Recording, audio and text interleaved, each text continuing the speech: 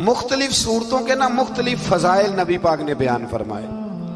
حضرت علی المرتضیٰ شیر خدا رضی اللہ تعالیٰ عنہ فرماتے ہیں کہ نبی پاک علیہ السلام نے فرمایا ہر چیز کی ایک دلہن ہوتی ہے۔ دلہن بیوی کے معنوں میں نہیں، دلہن سجی ہوئی چیز کو کہتے ہیں، عرب کے اندر دلہن سجی۔ فرمایا ہر چیز کی ایک دلہن ہوتی ہے، تو فرمایا قرآن کی دلہن سورہ رحمان ہے، یہ سجی ہوئی صورت ہے یہ نا۔ اور اللہ بار بار کہتا ہے، بار بار فَبِأَيِّ آلَاءِ رَبِّكُمَا تُكَذِّبَانِ، او انسان تو اپنے رب کی کون کون سی نعمت کو جھٹلائے گا؟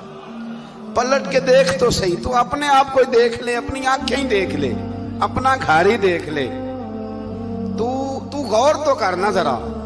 یہ نا بہت سارے لوگوں کو بڑی دشواری ہوتی ہے، وہ ہر وقت ہاتھ میں رومال پکڑے رہتے ہیں، کہتے ہیں جی میرے منہ سے نا کئی دفعہ قطرہ نکل جاتا ہے تھوک کا، تو کسی کے منہ پہ پڑ جاتا ہے۔ میں ایک تحقیق دیکھ رہا تھا کہ جو لبلبا ہے نا آپ کی زبان کے نیچے، اگر زبان خشک ہو جائے تو کسی کھانے کا مزہ ہی نہ آئے۔ ڈاکٹر کہتے ہیں کہ اتنی قیمتی چیز ہے یہ جو آپ کی زبان تر رہتی ہے، کہ یہ سارے ذائقے جو ہیں یہ آپ کو دیتی ہے۔ اگر کبھی زبان پک جائے نا تو اچھی طرح پکی ہوئی چیزیں بھی مزہ کوئی نہیں دیتی، بلکہ جلتی رہتی ہے ہر شے۔ اللہ نے جو بنایا ہے نا، جہاں بنایا ہے کمال ہی بنا دیا ہے۔ اور فرماتا ہے فَبِأَيِّ آلَاءِ رَبِّكُمَا تُكَذِّبَانِ، اپنے رب کی کون کون سی، تو کہاں جائے گا؟ اور شروع کہاں سے کیا؟ فرمایا الرحمن علم القرآن، فرمایا رحمان نے اپنے حبیب کو قرآن سکھایا ہے۔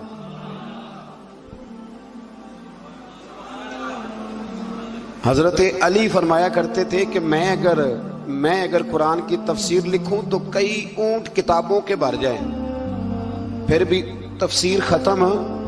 ہم پرانی بات نہیں کرتے۔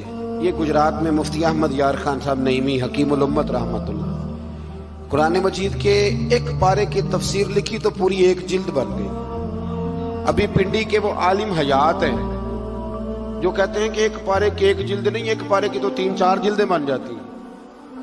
اعلیٰ حضرت فاضل بریلوی سے کسی نے کہا تفسیر لکھیں، فرمانے لگے میں لکھوں گا تو پڑھے گا کون؟ فرمایا میں تو سورہ بددعا کی تفسیر لکھوں تو کئی جلدیں بن جائیں۔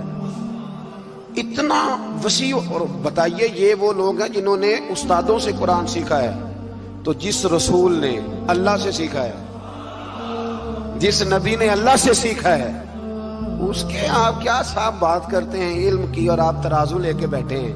آپ کیسی بات کرتے ہیں؟ میرے محبوب کو رب کہتا ہے میں نے قرآن سکھایا ہے۔ خلق الانسان، فرمایا پہلے قرآن سکھایا ہے، پھر میں نے اس انسان کامل کو دنیا میں پیدا فرمایا ہے۔ علمہ البیان، اور پھر میں نے اسے بیان سکھایا ہے۔ یہ بیان کون سکھاتا ہے؟ یہ قرآن مجید کہہ رہا ہے بیان کون سکھاتا ہے؟ کچھ دوست ایسے ہوتے کہتے فلانا آدمی مقرر ہے جی، تو کیا مقرر آدمی جو ہوتا ہے وہ بالکل فضول آدمی ہوتا ہے؟ اللہ کہتا ہے کہ یہ جو بیان ہے نا یہ بھی میں ہی سکھاتا ہوں، ہر ایک حصے میں ہر نعمت آتی یہ بھی اللہ ہی سکھاتا ہے۔ اور نبی کریم علیہ السلام نے فرمایا بعض بیان جادو ہوتے ہیں، وہ جادو ہی کر جاتے ہیں جی۔ کچھ لوگ ایسے ہوتے ہیں جن کا ایک جملہ انسان سنتا ہے تو ساری زندگی کے لیے کافی ہو جاتا ہے۔ اللہ تاثیر کی دولت عطا کرتا ہے۔ پھر بڑی ساری باتیں رب کریم نے ارشاد فرمائیں، فرمایا علمہ البیان الشمس والقمر بحسبان، سورج اور چاند حساب کے پابند ہیں، والنجم والشجر یسجدان، آسمان کے تارے اور زمین کے درخت اسی کے سامنے سجدہ کیے ہوئے ہیں، والسماء رفعها ووضع المیزان، آسمان اسی نے بلند کیا ہے اور میزان عدل بھی اسی نے قائم کیا ہے، اللہ تطغوا فی المیزان، تاکہ تم تولنے میں زیادتی نہ کرو، وَأَقِیمُوا الْوَزْنَ بِالْقِسْطِ وَلَا تُخْسِرُوا الْمِیزَانَ، اور فرمایا اس طرح کرو کہ وزن کو ٹھیک رکھو انصاف کے ساتھ، اور تول کو کم نہ کرو۔ پھر بڑی ساری باتیں ارشاد فرمانے کے بعد فرمایا وَالْحَبُّ ذُو الْعَصْفِ وَالرَّیحان، اناج میں جو بھوسا والا ہے اور خوشبودار پھول سارے کس نے پیدا کیے؟ فرمایا فَبِأَيِّ آلَاءِ رَبِّكُمَا تُكَذِّبَانِ، تو تم اپنے رب کی کن کن نعمتوں کو جھٹلاؤ گے؟ فرمایا خلق الانسان من صلصال کالفخار، ہم نے انسان کو بجنے والی ٹھیکری کی مٹی، جو بجنے والی مٹی ہے نا جو خشک ہو جاتی ہے، اس سے پیدا فرمایا۔ وَخَلَقَ الْجَانَّ مِن مَارِجٍ مِّن نَارٍ، اور پیدا کیا جان کو آگ کے خالص شعلے سے۔ فَبِأَيِّ آلَاءِ رَبِّكُمَا تُكَذِّبَانِ، یہ صورت ایسی ہے کہ اس کا ایک ایک لفظ پڑھنے کو دل کرتا ہے۔ یہ سارا قرآن مجید ہی بڑی بات ہے، لیکن یہ تو صورت جو ہے نا ہمیں اپنا آپ یاد کراتی۔ بہرحال اللہ تعالیٰ نے بار بار ایک بات کا ذکر فرمایا، اور اسی سورہ مبارکہ میں نا پھر ایک سبق دیا۔ فرمایا ڈر جاؤ، کیا ملے گا یا اللہ؟ فرمایا اگر تم میرے سامنے کھڑے ہونے سے ڈرو گے نا تو 2 جنتیں دوں گا۔ وَلِمَنْ خَافَ مَقَامَ رَبِّهِ جَنَّتَانِ، جو اللہ کے سامنے کھڑے ہونے سے ڈرے گا اللہ اسے 2 جنتیں دے گا۔ ویسے آج کل ڈرتے تو نہیں نا لوگ، ڈر نکل گیا، بس تھوڑا سا برادری سے ڈرتے ہیں، برادری سے تھوڑا سا، زیادہ نہیں، تھوڑا سا رسم و رواج سے ڈرتے ہیں۔ کچھ تھوڑا سا کچھ لوگ ہیں جو چلو تھوڑا بہت بچوں سے ڈر جاتے ہیں، تھوڑا تھوڑا ہے نا، دنیا داروں سے لوگ ڈرتے ہیں، نہیں ڈرتے تو اللہ سے نہیں ڈرتے جس سے ڈرنا چاہیے۔ فرمایا جو رب کے سامنے کھڑے ہونے سے ڈرے گا اللہ اسے 2 جنتیں عطا فرمائے گا۔ پھر اللہ تبارک و تعالیٰ نے انسان کو جو اختیارات دیے ہیں وہ محدود دیے ہیں۔ انسان کی آنکھ دیکھتی ہے لیکن دیوار کے پار نہیں دیکھ سکتی، اس کے کان سنتے ہیں لیکن اگر آواز دیوار کے پیچھے سے آئے تو پھر نہیں سن پاتے۔ عام انسانوں کو اللہ تبارک و تعالیٰ نے محدود اعضاء اور ان کی حدود مقرر کر کے نعمتیں عطا فرمائی۔ شاید کچھ لوگوں کا خیال ہو کہ یہ انسان کا ضعف ہے، یہ اس کی کمزوری ہے کہ وہ دیوار کے پیچھے دیکھ نہیں سکتا، دیوار کے پیچھے کوئی بات کر رہا ہو تو سن نہیں سکتا۔ یاد رکھیے گا یہ انسان کی کمزوری نہیں ہے، یہ انسان کی پردہ پوشی ہے، یہ انسان کے لیے نفع اور فائدے کی بات ہے۔ اگر ہر شخص دیوار کے پیچھے دیکھے گا لوگوں کے پردے کیسے قائم رہیں گے؟ اگر ہر شخص دیوار کے پیچھے کی بات سنے گا تو انسان کی پرائیویسی کا کیا بنے گا؟ انسان کی طبی ضرورت ہوتی ہے اس کی نجی اور پرائیویٹ زندگی۔ بہت ساری ایسی جگہیں ہوتی ہیں جہاں وہ پسند کرتا ہے کہ وہ اس طرح کا ہو کہ کوئی اس کے پاس موجود نہ ہو، کوئی اسے دیکھنے والا نہ ہو، اس میں وہ اپنے آپ کو سکون میں محسوس کرتا ہے۔ ہر وقت انسان کے لیے جلوت بہتر نہیں ہوتی، اسے خلوت کی بھی ضرورت ہوتی ہے، اور تنہائی میں اللہ تبارک و تعالیٰ نے بندے کو اطمینان عطا کیا ہوتا ہے، وہ مطمئن ہوتا ہے، آرام کی نیند لیتا ہے، آرام سے وہ اپنے اوقات کو گزارتا ہے۔ جس طرح اللہ تبارک و تعالیٰ نے ہمیں محدود اعضاء دیے ہیں اور ہمارے فائدے کے لیے دیے ہیں، ہمیں بھی چاہیے ہم کوئی ایسے کام نہ کریں جو اخلاقی حدوں کو پار کریں۔ آج بہت زیادہ شوق ہوتا ہے لوگوں کو پردوں کے پیچھے دیکھنے کا، اندر کی باتیں جانچنے کا۔ میں تمہیں بتاتا ہوں اصل بات کیا ہے، میں تمہیں ٹو لگا کے بتاتا ہوں، میرے پاس خاص بات، میں تمہیں بتاتا ہوں دراصل واقعہ کیا ہے۔ جب اللہ تعالیٰ نے آپ کو محدود بنایا ہے تو یہ جستجو کرنا اور یہ تجسس کرنا اور کسی کی جاسوسی کرنا، یہ تو اخلاق کے بڑے کمزور ہونے کی علامت ہے۔ قرآن مجید میں اللہ تعالیٰ نے فرمایا یا ایھا الذین آمنوا اجتنبوا کثیرا من الظن ان بعض الظن اثم، اے ایمان والو بہت سارے گمانوں سے بچو، بے شک کوئی گمان گناہ بھی ہیں، بعض گمان گناہ بھی، ولا تجسسوا، اور جو چیزیں پوشیدہ ہیں ان کی جستجو نہ کرو، جو تم سے چھپی ہوئی ہیں، ولا تجسسوا، تم جاسوسی نہ کرو۔ آپ کبھی ان لوگوں کو دیکھیں جن کا مزاج جاسوسی کرنے کا ہوتا ہے، ٹو میں پڑنے کا ہوتا ہے، آپ کبھی ان کی نفسیات دیکھیں بیچارے ہو کس طرح کے جاتے ہیں۔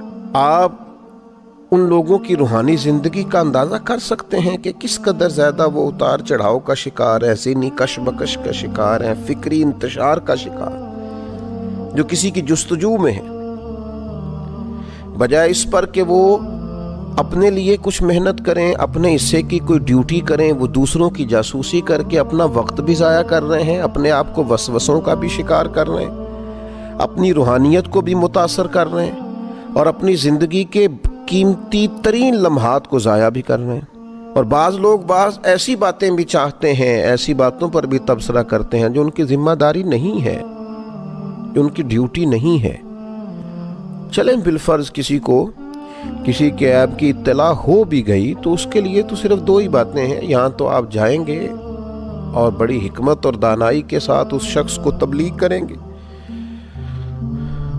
उसे अकेले में मिलके उस बुराई से बचने का कहेंगे, या दूसरी बात यह है कि आप उसकी हिदायत के लिए अल्लाह के हुजूर दुआ करेंगे।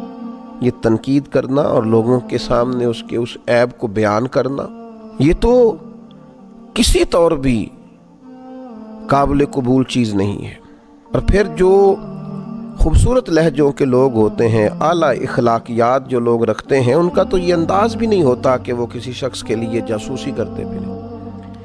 वो तो खूबसूरतियाँ तलाश करते हैं, वो तो अच्छाइयाँ ढूंढते हैं, वो तो खैर के पीछे। दो किस्म की मक्खियाँ आपको मुआशरे में मिलेंगी। एक शहद की मक्खी होती है, ढूंढती फिरती है कोई फूल कहीं मिल जाए, उस फूल पर बैठती है और उस फूल से फैज़याब होती है, और उसके बाद जब वो वापस लौटती है तो अपने छत्ते में आके, अपने घर में आके शहद बनाती है जिसमें अल्लाह ताला ने शिफा रखी है।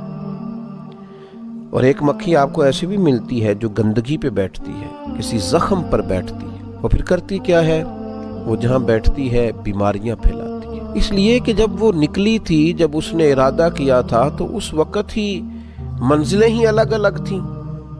वो तो निकली थी जख्म टटोलने, गंदगी को माज़अल्लाह देखने, बुरी चीज़ों को। जब उसने वापस आके छोड़ा है तो उसने जरासीम छोड़े हैं, बीमारी को छोड़ा है। और ये निकली थी फूलों की तलाश में। तो जो लोग फूलों की तलाश में निकलते हैं उनको फिर शहद नसीब होता है। लेकिन अब कुछ शख्स सारी ज़िंदगी उगाता कांटे रहे और उसे नसीब फूल हो जाए। तमाम उम्र के कांटों की यारी पर अजीब शख्स है, अब गुलशन की बात करता है। तो मेरे अजीज, जासूसी नहीं, ऐब जोई नहीं, हमेशा इस कश्मकश में रहना कि मुझे किसी की गलती का पता चले। बताइए ना, वो शख्स किस तरह का हो जाएगा, वो क्या होगा भला, उसकी ज़हनी कैफियत क्या होगी, उसका इखलाकी मेयार क्या होगा, उसके दिल की कैफियत क्या होगी, वो किस स्टेटस का आदमी होगा जो हमेशा लोगों के ऐब तलाश करता है। अगर आपको पता चल भी गया, और इंसानों के अंदर कमजोरियां भी होती हैं, अंबिया किराम अलैहिमुस्सलाम और फरिश्तों के अलावा मासूम तो कोई नहीं, तो इंसानों में, आम इंसानों में कमजोरियां भी होती हैं। अब आपको ऐब पता चल गया, पता चल जाता है किसी वक्त किसी के सामने किसी की गलती आ जाती है, करना क्या है, रद्द अमल क्या करना है? लोगों को बुला बुला के उनके कानों में बातें की जाए, उस बात को नशर कर दिया जाए, उसका इजहार करना शुरू कर दिया जाए, वो कोशिश की जाए किसी न किसी तरीके से फैला दी जाए माज़अल्लाह। नहीं, रसूल रहमत नबी अकरम साहिब खुल्क अजीम सल्लल्लाहु ताला अलैहि वसल्लम ने हमें इस मामले में भी हसीन रहनुमाई दी और हमारी तरबियत फरमाई। और आप ये काम करके देखें, आप अपने आप को बुलंद इखलाक वाला पाएंगे। आपको महसूस होगा कि यार मेरे सीने में फूल खिले। इसकी अमली मश्क करें, आप अंदाजा करेंगे कि आप के अंदर, रूह के अंदर ताजगी कितनी पैदा होती है। मुस्लिम शरीफ की हदीस, हजरत अबू हुरैरा रदी अल्लाह ताला अन्हो इरशाद फरमाते हैं कि नबी अकरम सल्लल्लाहु ताला अलैहि वसल्लम ने इरशाद फरमाया, जो शख्स दुनिया में किसी के ऐब का पर्दा रखेगा, अल्लाह तबारक व तआला कयामत के दिन उसके ऐब का पर्दा रखेगा। और ये बात याद रखिएगा, जिसके कयामत में पर्दे रख लिए गए वो बच गया। सबसे ज्यादा जरूरत तो होगी कयामत के दिन पर्दा पोशी की, सबसे ज्यादा हाजत तो होगी कयामत के दिन के इसके ऐब छुपा दिए जाए। तो कितनी बड़ी सआदत है कि कयामत के दिन इसकी पर्दा पोशी की जा रही है। अल्लाह तबारक व तआला इसको अपने फजल से, अपने करम से, अपनी रहमत की चादर अता फरमा रहा है, इसके पर्दे कायम रहे। ये पर्दों में छुपा हुआ अल्लाह के हुजूर हाजिर हो गया, कामयाब हो गया, फतहयाब हो गया, माफ कर दिया गया, जन्नत का हकदार बना। लेकिन उसके लिए इसे दिल बड़ा करना है, बुलंद इखलाक का मुजाहरा करना है। वो क्या करेगा? वो दुनिया में किसी का ऐब देखेगा तो उस पर पर्दा डालेगा। अगर ये काम करेगा तो नतीजे बड़े शानदार निकलेंगे। आज तो बड़ा अजीब निज़ाम है, कुछ लोग जो जासूसी करके देते हैं उनको बड़ा नवाजा जाता है। وہ آنکھوں کے تارے ہوتے ہیں، یہ میری جاسوسی کرتا ہے، مجھے خبریں دیتا ہے، ان پر لوگ بڑی بڑی شفقتیں کرتے ہیں، تو یہ انداز ٹھیک نہیں ہے۔ ہاں کسی وقت اگر کسی بات کا کسی جگہ بتانا اصلاح کے لیے ہو کہ یار بہتری ہو جائے گی میرے کہنے سے، اس بات کی اصلاح ہو جائے گی، تو اصلاح کی نیت سے مقدور بھر ضرورت کے مطابق کسی بات کا کرنا، اور ایسے شخص سے کرنا جو اس کی اصلاح کر دے گا، جو بہتری کر دے گا، اس کے لیے علماء نے گنجائش لکھی ہے۔ اور نبی پاک علیہ السلام نے یہ بھی تنبیہ فرمائی ہے، فرمایا اگر تم اپنے کسی بھائی کا پردہ فاش کرو گے نا تو اللہ تعالیٰ بھی تمہارا پردہ فاش کر دے گا، اگرچہ تم گھر کے اندر بھی بیٹھے ہوئے تو رسوا کر دیے جاؤ گے، لہٰذا یہ کام نہ کرے۔ اور پھر ایک اور بات جو بڑی سمجھنے والی ہے اور قابل غور ہے کہ جناب بہت سارے لوگوں کی عیب جوئی کرتے ہیں، تو پہلے وہ یہ تو بتائیں کہ ان کے اندر کوئی عیب خود سے موجود نہیں ہے، خود اپنے آپ کو پاک صاف مسجع مکفہ پاکیزہ سمجھتے ہیں، بڑے بھولے بھالے بڑے اللہ والے ریاض آپ کو بس ہم ہی جانتے ہیں، اپنے آپ کو بڑا صاف ستھرا جانتے ہیں۔ دیکھیے ایک انسان کے اپنے اندر کمزوریاں موجود ہیں، غلطیاں موجود ہیں، باوجود اس کے وہ لوگوں کی عیب تلاش کر رہا ہے، وہ خود گھٹنوں تک دھنسا ہوا ہے خطاؤں میں، اور پھر نیچے دھستا ہی چلا جا رہا ہے، نہ توبہ کر رہا ہے نہ اصلاح کر رہا ہے، لیکن لوگوں کی غلطیاں بیان کرتا ہے تو بڑے دھڑلے سے بیان کرتا ہے۔ اور ڈھیر سارے سوسائٹی میں لوگ آپ کو ملیں گے جو باتیں کر رہے ہوتے ہیں لیکن از خود بھی ان کے اندر بڑی کمزوریاں پائی جاتی ہیں۔ نبی اکرم صلی اللہ تعالی علیہ وسلم نے ارشاد فرمایا، جب تم اپنے کسی ساتھی کے عیب ذکر کرنے کا ارادہ کرو نا تو پہلے اپنے عیبوں کو یاد کر لیا کرو، اپنے اوپر پہلے غور کر لو۔ برے بندے نو لبن ٹوریا تے جاگ تے ملیا نہ کوئی، اپنے اندر چاہتی پائی تے میتھوں برا نہ کوئی۔ تو اس لیے یہ اتنی کمزور اور کبھی عادت ہے لوگوں کے اندر کہ وہ پہلے عیب ڈھونڈتے ہیں، ٹو میں رہتے ہیں، جاسوسی کرتے ہیں، پھر اس کو آگے پھیلاتے ہیں۔ یہ مسلمان کے اخلاقیات تو اس کی بالکل اجازت نہیں دیتے۔ اللہ تعالیٰ سمجھنے کی توفیق عطا فرمائے۔